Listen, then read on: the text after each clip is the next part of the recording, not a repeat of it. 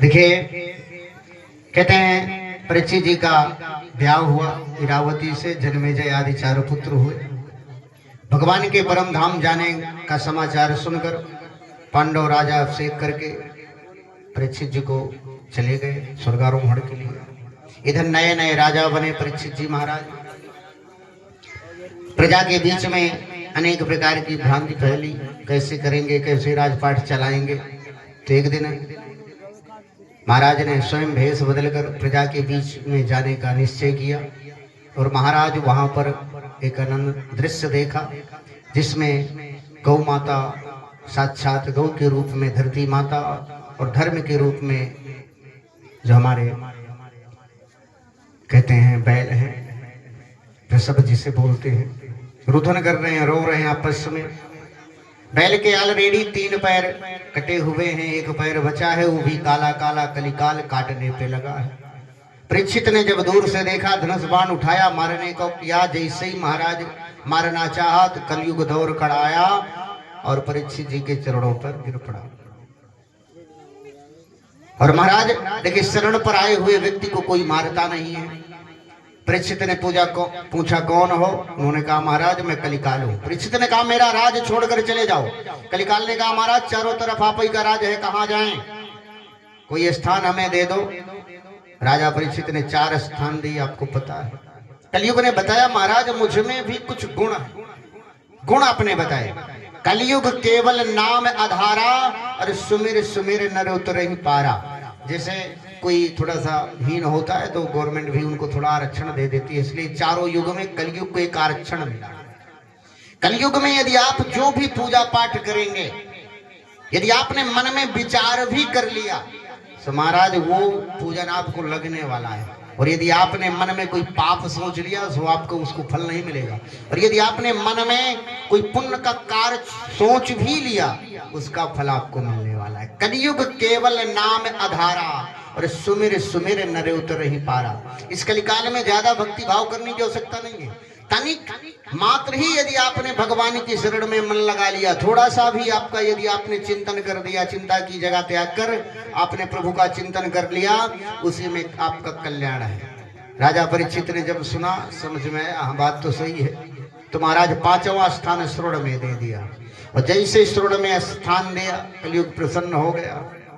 राजा परीक्षित गए अपने राज्य में, देखा है क्या हमारे महल में, तो महाराज धरोहर रखी थी एक मुकुट, उसको धारण किया।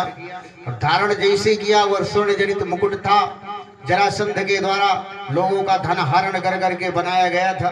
सो महाराज उसी को हर कर लाए थे पांडव। आज उसी को परीक्षित ने धारण किया। जैसे धारण किया सो महाराज कलयुग प्रविष्ट कर गया। मन में अखेट करने की इच्छा जागृत हुई, जंगल गए और जंगल में अखेट करना चाहा। महाराज प्यास लगी, चारों तरफ कोई शिकार नहीं मिला, तो महाराज समीक जी के आश्रम पर रथ सहित प्रविष्ट कर गए। पर समीक जी तो मन लगाकर भगवान का भजन कर रहे, पर राजा थे, कलयुग प्रवेश है और चक्रवर्ती सम्राट है। मन में अहम आ गया, अहंकार आ गया कि महाराज देखिए इतने बड़े चक्रवर्ती सम्राट का इस संत ने स्वागत नहीं किया, मुझे देखकर आंखें बंद कर ली।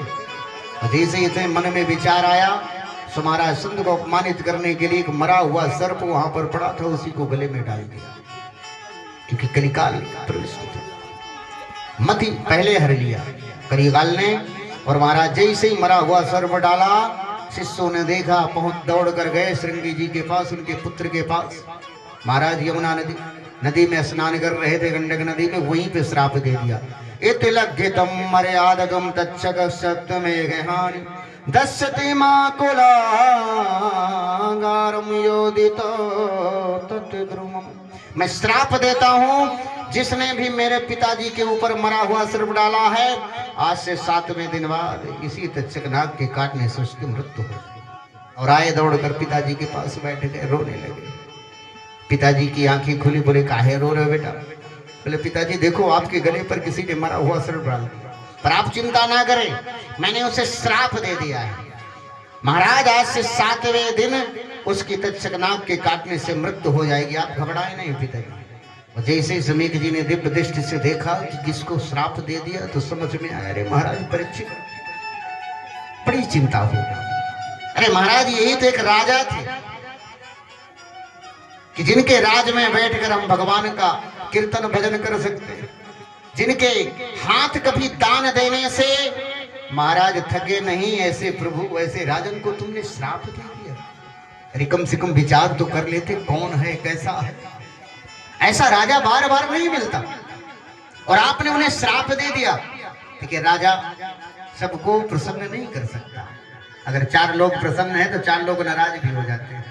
तो राजा किसको किसको प्रसन्न कर, पर जो धर्मात्मा राजा है अगर एक बार मिल जाए, ऐसे राजा को तुमने श्राप दे दिया महाराज, जिसके राज में बैठकर हम सुंदर भगवान की भजन कर रहे हैं और आपने उसको भी श्राप दे दिया।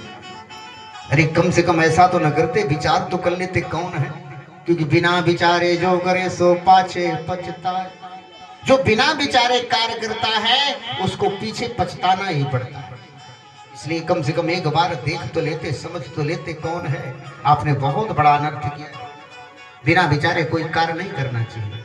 एक ब्राह्मणी थी, गर्भ से संयोग देखिए, उसी के घर में एक नेवली रहती थी, वो भी गर्भ से थी। जिस दिन ब्राह्मणी ने एक सुंदर पुत्र को जन्म दिया, उसी दिन नेवली ने भी नेवला को जन्म दिया और नेवली का अंत हो गया, चली गई संसार त्याग कर। ब्राह्मणी को दया आई, उसने अपने पुत्र के साथ साथ उस नेवला को भी पालना चालू कर दिया, दूध पिलाना चालू कर दिया। अब बालक तो 6 महीने का हुआ और नेवला बड़ा हो गया 6 महीने में काफी। आस पड़ोस के समझाते रहे, ब्राह्मणी क्या कर रही है, नेवला पाल रही है, ये तेरे पुत्र को खा भी सकता है, ख्याल रखना, इसका कोई भरोसा नहीं है, जीव है। ये बात उसके मन में कटकती रही। संयोग एक दिन घर में एक भी पानी नहीं था। ब्राह्मणी ने विचार किया, बालक पालने में सो रहा था और वहीं पर बैठा नेवला भी आराम कर रहा था, फरमा रहा था, पर जल नहीं था। विचार किया जाऊं जल्दी, 2 मिनट का समय लगेगा, जल लेकर चली आऊं। ब्राह्मणी चली गई जल लेने। रास्ते में यही विचार करती जा रही, कहीं मेरे पुत्र को खा ना जाए, खा ना जाए, खा ना जाए। छोड़कर तो चली आई, फिर कहीं खा ना जाए। गई तुरंत घड़ा भरा और इधर एक सर्प आया और सर्प उस पुत्र को, उस ब्राह्मणी के पुत्र को खाने के लिए आगे बढ़ा। और जैसे ही नेवले ने देखा तो विचार किया, आज मेरे दूध का कर्ज निभाने का समय आ गया है उतारने का। और उसने सर्प को मारकर टुकड़े टुकड़े कर इतना प्रसन्न हुआ कि आज मेरी माँ आएगी, आज 1 कटोरी की जगह 2 कटोरी दूध जरूर पिलाएगी। गया द्वार पर ही बैठ गया, बीच डेहरी पर बैठ गया, मुख्य दरवाजे पर माँ का इंतजार करने लगा। और उधर से माँ आज ब्राह्मणी सर पर घड़ा लिए हुए चली आ रही है। मन में सिर्फ यही विचार है कि मेरे पुत्र को मार ना दे, मार ना। और महाराज जैसे ही द्वार पर मेन डेहरी पर नेवले को देखा, मुख पर खून लगा है। ब्राह्मणी के मन में एक ही विचार आया, आज इसने सब सत्यानाश कर दिया, मेरे पुत्र को मार ही दिया। और महाराज क्रोध में आ गई, पुत्र के वियोग में आकर वही घड़ा उस नेवले के ऊपर फेंक दिया और नेवला का अंत वहीं पर हो गया। दौड़ कर गई अंदर, देखा, और जब देखा तो सोचो कितना पछतावा हुआ। आज वो पुत्र तो उसी तरह सो रहा है और वहीं पर बगल में नेवला मरा पड़ा है। आज वो ब्राह्मणी को कितना दुख हुआ होगा। अरे महाराज, जो दर्द उसने महसूस किया होगा, विचार करिए, क्योंकि बिना विचारे जो करे सो पाछे पछताए। अगर एक बार जाती कम से कम पुत्र को निहार तो लेती, है कि नहीं, वास्तविकता क्या है। पर महाराज आज जिसको पुत्र की भांति पाला, उसी का अंत अपने हाथों से कर दिया। इतना पछताई, इतना पछताई। अरे महाराज कम से कम तुम भी तो देख लेते, कैसा है ऐसा राजा जिसने जीवन भर जिनके हाथ दान देने से नहीं कभी थके, आज आपने उनको भी श्राप दे दिया। गलती इतनी बड़ी कर दी। चलो कम से कम जो हुआ सो हुआ, कम से कम एक काम तो करो, जिसको आपने श्राप दे दिया है उसे एक बार संदेशा तो पहुंचा दो कि महाराज 7 दिन का श्राप लगा है, 7वें दिन बाद आपकी मृत्यु निश्चित है। इन 7 दिनों में जो आपको उपाय करना है, कुछ ना कुछ तो उपाय कर लो इस मृत्यु से बचने के लिए। जब राजा परीक्षित को इस बात का पता चला कि 7 दिन बाद मुझे मृत्यु आनी है, तो राजा परीक्षित घबराए नहीं। अच्छा, आपको पता चल जाए कि हम 7वें दिन बाद मर जाएंगे तो क्या करोगे? महाराज 5 ही दिन में खिसक जाएंगे। 7 दिन कौन जिएगा? कोई भरोसा नहीं है। 7 दिन किसने देखा है? महाराज 5 ही दिन में दिल की धड़कनें बढ़ जाएंगे, हे भगवान मर जाऊंगी मर जाऊंगी। कोई चाहता क्या कि मरना चाहेगा? पर महाराज हम सबकी जीवन में श्राप लगा पड़ा है। इस संसार में कोई ऐसा नहीं है जिसके जीवन में श्राप ना हो। हम सबको 7 ही दिन में संसार से विदा हो जाना है। अब बेचारी माताएं सोच रही, हे भगवान हम तो सोच रहे थे अभी छोरे की शादी करेंगे, पोते की करेंगे, ये जाने कहां से पंडित जी आ गए, भागवत वाले जाने कहां से पंडित जी बुला लिए इनको। ये तो बोले 7 ही दिन में टपक जाओगे, चले जाओ। महाराज 7 से 8वां दिन हमारे जीवन में है ही नहीं। हम 7 ही दिन के सब मेहमान हैं। हम भी आपके गांव में 7 ही दिन के लिए मेहमान बन के आए, फिर जाने कहां चले जाए, कहां प्रभु की बंसी बज जाए, कोई भरोसा नहीं। हम भी 7 ही दिन के मेहमान हैं। 7 दिन से 8वां दिन हमारे जीवन में है ही नहीं। इन्हीं 7 दिन में एक दिन हमारा जन्म है और एक दिन इस संसार को छोड़कर चले जाना है। सोम मंगल बुध गुरु शुक्र शनि रवि हो, इसके अलावा कोई दिन है? इसी दिन में एक ना एक दिन हमारा जन्म भी है और इन्हीं 7 दिनों में एक ना एक दिन इस संसार को छोड़कर चले जाएंगे। तो महाराज जब जाना निश्चित है, कोई संसार में बचा नहीं कि ना जाए। आया है सो जाएगा राजा रंग फकीर, कोई सिंहासन चढ़ चलो कोई बंधो जंजीर। जब राजा को इस बात का, परीक्षित जी को बात का पता चला, तुम्हारा सर्वत्र त्याग कर, सब कुछ, कोई माया मोह नहीं। आपको पता चल जाए तुरंत बेटियों को फोन लगाओगे, बेटी पंडित जी ने बताया है 7 दिन की मेहमान है, तू आजा, कुछ पेंशन मेरी आ गई है, कुछ पैसा भी छिपाए रखे, आजा ले जा। क्या फायदा, बहू ले जाएगी। बेटियों का प्रेम बहुत होता है माताओं का। ससुराल मायके में तब तक कीमत रहती है जब तक माता पिता रहते हैं। माता का प्रेम कुछ अनन्य होता है। सो महाराज आज परीक्षित ने सर्वत्र त्याग कर सीधे पहुंच गए हरिद्वार शुक्रताल। और शुक्रताल गए कभी?